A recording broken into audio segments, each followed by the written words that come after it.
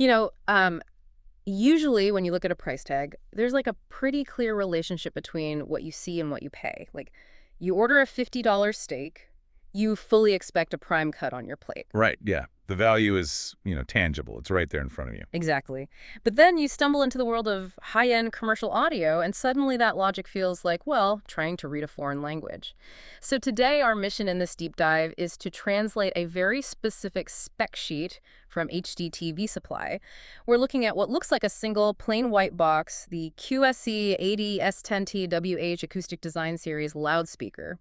And it commands a price tag of $1,030. Yeah, for just one speaker. Which, immediately raises a fascinating mystery for you listening.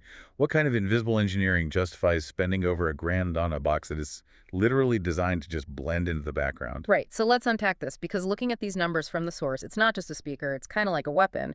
We're talking about 250 watts RMS of continuous power handling, peaking at a maximum SPL of 122 decibels. Wow, yeah, that is loud. Yeah, and for context, 122 decibels is roughly the volume of a thunderclap or, a jet engine right at takeoff.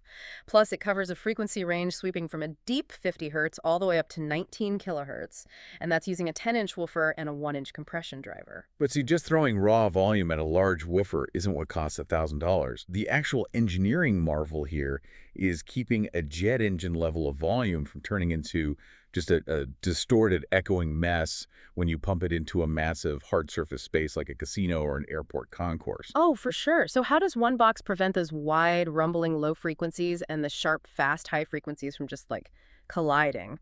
The specs mention a DMT waveguide. I'm picturing this like an acoustic traffic cop, but, sound waves aren't cars, they overlap. How does a physical shape actually stop frequencies from bleeding into each other? Well, think of it less like a traffic cop stopping cars at an intersection and more like the civil engineer who designed a perfectly seamless highway merge lane.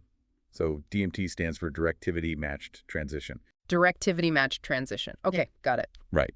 At the exact frequency crossover point, which is where the woofer's low notes hand off to the compression driver's high notes, their acoustic directivity, meaning the angle the sound spreads out, is perfectly identical. Oh, I see. So the physical flare of that waveguide forces the wide bass waves and the tight treble waves to enter the room at the exact same angle and speed. Precisely, yeah. It molds the sound into a seamless 90-degree cone. That means whether you're standing dead center under the speaker or, off to the side by the bar, those physical sound waves reach your ears completely intact. You don't get that weird acoustic fender bender where the music suddenly sounds muffled just because you stepped 2 feet to the left. That makes a lot of sense. That pristine audio engineering sounds incredible, but then I remember where these things actually live. I mean, they aren't in a climate-controlled acoustic studio. They're out in the wild, baking in outdoor retail concourses or getting blasted by wind on restaurant patios. Which completely shifts the design requirements, right? Pumping out 122 decibels flawlessly doesn't matter at all if the wiring oxidizes the first time humidity spikes. Yeah, that would be a problem. Exactly. That's why the entire unit is housed in a rugged ABS plastic enclosure with a powder-coated aluminum grille.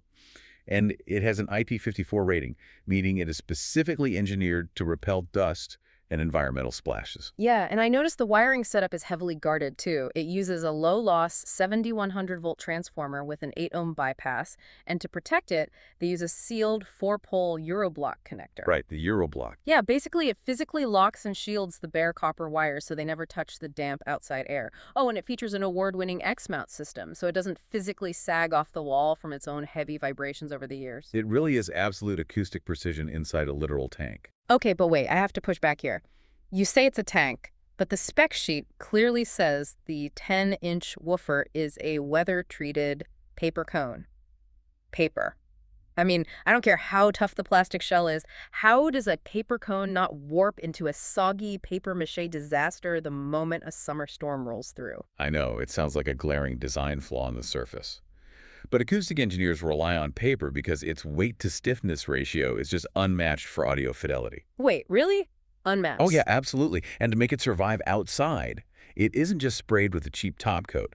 The paper undergoes a specialized chemical treatment that actually bonds with the microscopic fibers. It creates a permanent hydrophobic barrier. Wow, so even if condensation gets past that IP54 rated grill, the cone itself literally repels the moisture while still vibrating thousands of times a second to make that flawless sound. Exactly. It's a perfect synthesis of material chemistry and audio engineering, just working tirelessly in the background. It really shifts your perspective. Next time you're enjoying some background music at a restaurant patio or walking through an outdoor mall, look up. You aren't just hearing a speaker, you're likely experiencing a hidden masterpiece of weatherproof engineering, keeping that music crystal clear. We take so much of this invisible infrastructure entirely for granted while we go about our day. We absolutely do. We expect the $50 prime cut steak on our plate to be perfect, but we completely ignore the $1,000 technological marvel mounted to the ceiling above us, subtly making the whole evening feel right. Which leaves you with this to ponder. We just uncovered the immense hidden technology behind a single background speaker. What other invisible feats of extreme everyday engineering are we completely ignoring while we eat our appetizers?